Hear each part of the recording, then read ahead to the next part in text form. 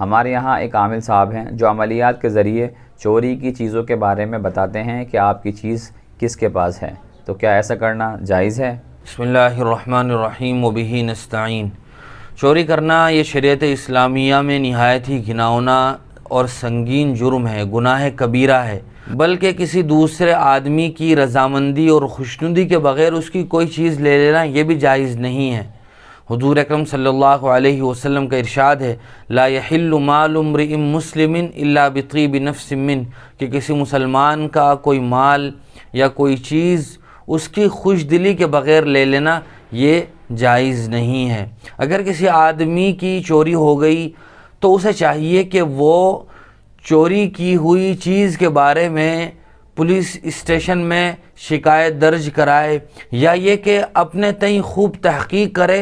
جب تک مکمل تحقیق نہ ہو جائے بلا وجہ کسی پر تہمت لگانا یہ ہرگز درست نہیں ہے۔ اسی طرح بازاروں میں جو ایسے عامل بیٹھے ہوئے ہیں اور جو لوگوں کے اس طرح کے مسائل کے حل کرنے کا دعویٰ کرتے ہیں، کبھی وہ کسی کے بارے میں یہ کہتے ہیں کہ ہم تمہاری منچاہی شادی کرا دیں گے، کبھی وہ یہ کہتے ہیں کہ تمہارا گم شدہ بچہ یا بچی ہم تمہارے انگوٹھے میں دکھا دیں گے۔ اسی طرح وہ چوری کے بارے میں بھی کہتے ہیں کہ کس آدمی نے تمہاری چوری کی ہے، اس چوری کے بارے میں ہم بتا دیں گے۔ یاد رکھنا چاہیے عامل کے لیے بھی ایسے عملیات کرنا جائز نہیں ہے۔ اس کے ذریعے سے لوگوں کے عقائد خراب ہوتے ہیں، وہ یہ سمجھتے ہیں کہ ان کے پاس اس بات کا علم ہے، اور خود عاملین کے پاس بھی اس بات کا کوئی علم نہیں ہوتا کہ کس آدمی نے چوری کی ہے، وہ اس بات کا اندازہ لگا لیں۔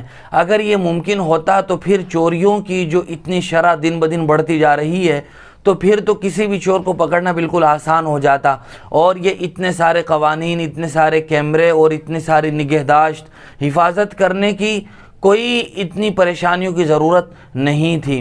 لہذا کسی عامل کا یہ دعویٰ کرنا کہ میں چور کے بارے میں بتا سکتا ہوں کس نے چوری کی ہے یہ بھی درست نہیں ہے، اور لوگوں کو اس طرح کہہ کر بیوقوف بنانا اور جھوٹے عمل کرنا یہ بھی جائز نہیں ہے۔ اور عام لوگوں کو بھی اپنے ذہن و دماغ میں یہ خیال نہیں لانا چاہیے کہ یہ آدمی بتا دے گا۔